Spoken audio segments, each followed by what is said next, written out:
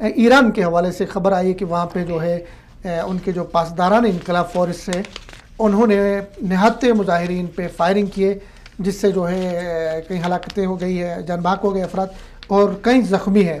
تو اس کے حوالے سے آپ کے پاس کیا اپڈیٹ ہے؟ ایران کے اندر وہاں پہ بھی پاکستان کی طرح ایک مسئلہ پیدا ہو گیا غربت کا. صحیح. ٹھیک ہے، وہاں پہ لوگ اپنے حقوق مانگ رہے ہیں، حقوق مانگنے کے لیے وہاں پہ مظاہرے ہو رہے ہیں، اجتماع ہو رہے ہیں.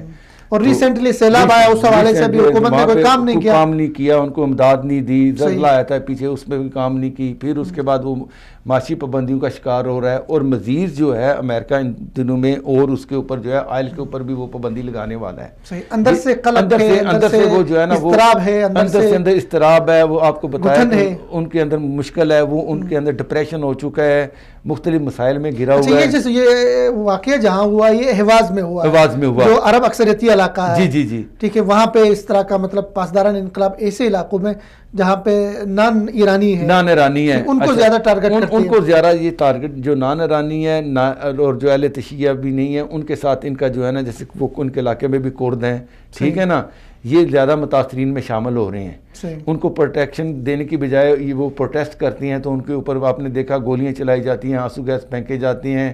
اس طرح کو ان کو پہلے وہ اپنے مالی مشکلات کے ہیں، معاشی مشکلات کے اندر ہیں.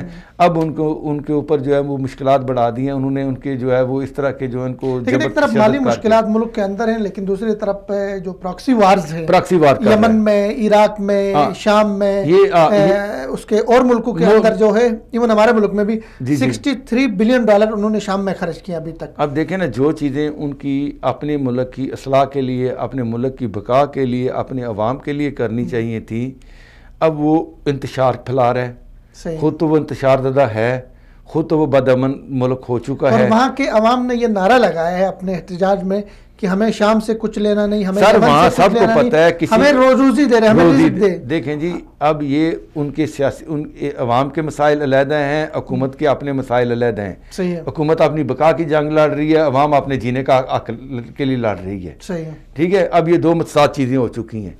اب آپ دیکھیں کہ یار پاکستان کے ساتھ جس نے ہمیشہ کوشش کی ہے کہ ایران کے ساتھ ایک اچھا تعلقات رکھے جائیں.